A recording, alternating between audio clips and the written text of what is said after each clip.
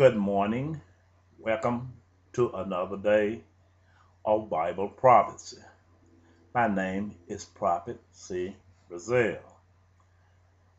Today, I wanted to discuss with you a second part of God promise to Abraham.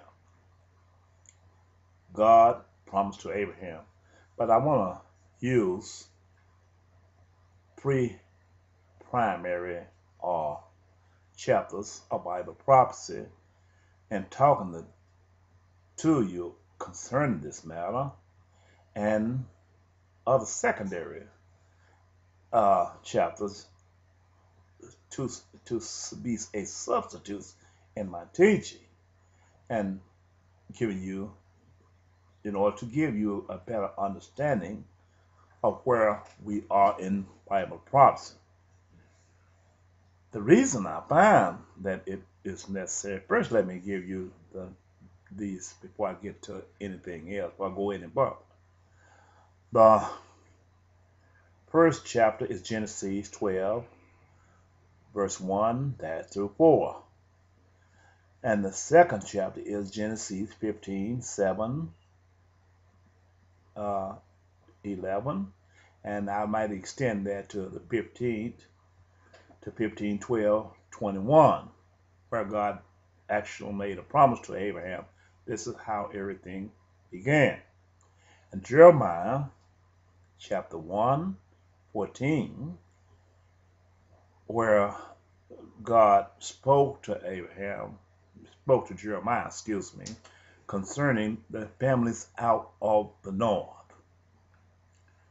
And Jeremiah 25, 7, 1-13.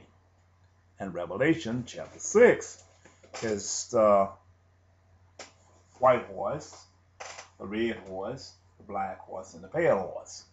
And these are Bible prophecies, parts in Bible prophecy. People see these symbols, whereas God spoke to us and don't know how he arrived at these. But these parts came to be from the early part of Bible prophecy in Bible scripture. It didn't just begin. It just was nothing that Jesus, after he had risen from the dead, he went to his Father in heaven and decided to write these things.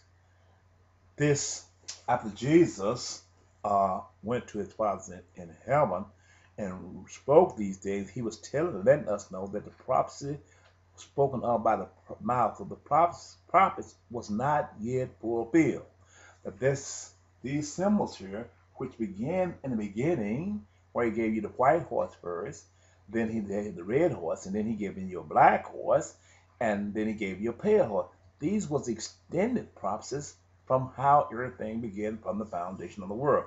It was not something that he just created just to cause an hallucination of the mind of the people, but it was a word of intelligence showing us the things to come and where we are today in Bible prophecy and why these things is the way they are today.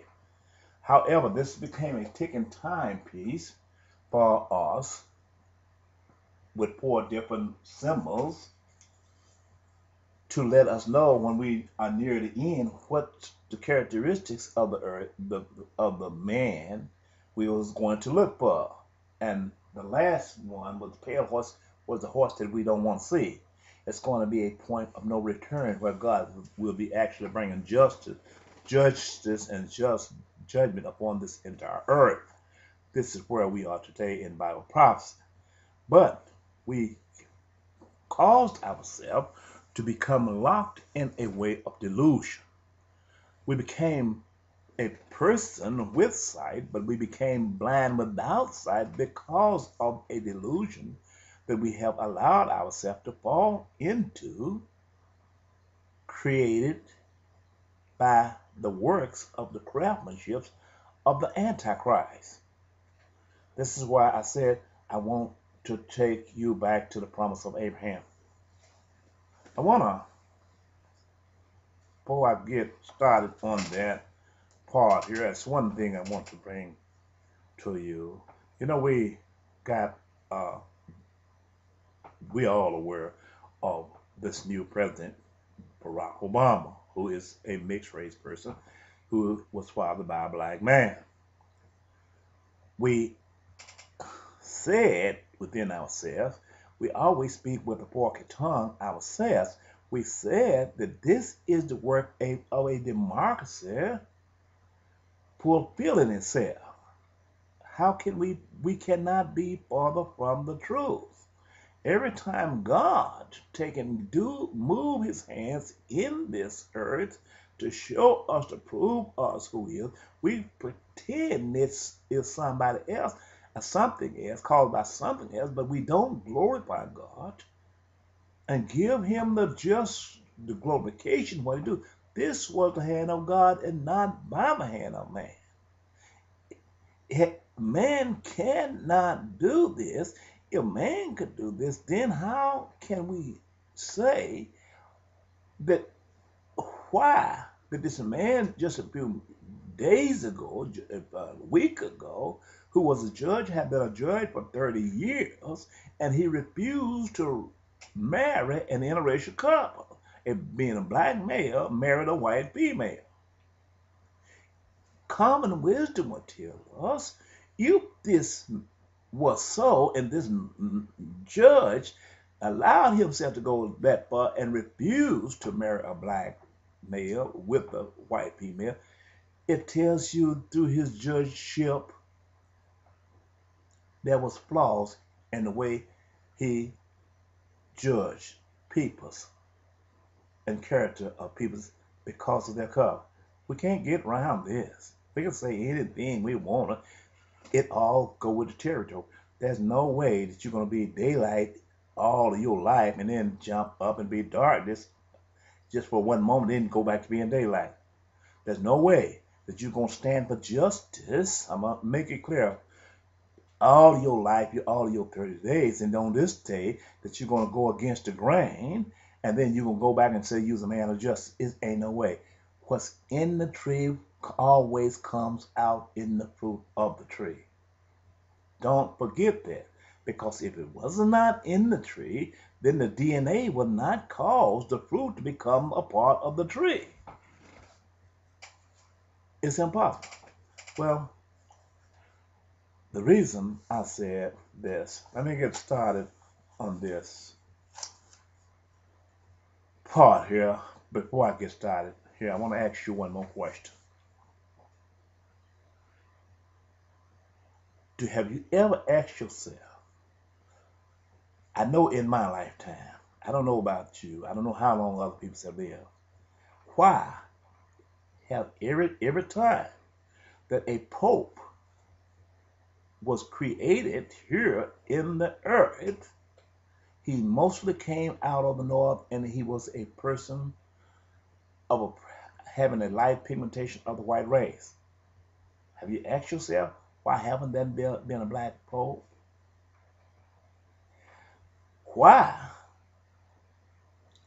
have not, how come,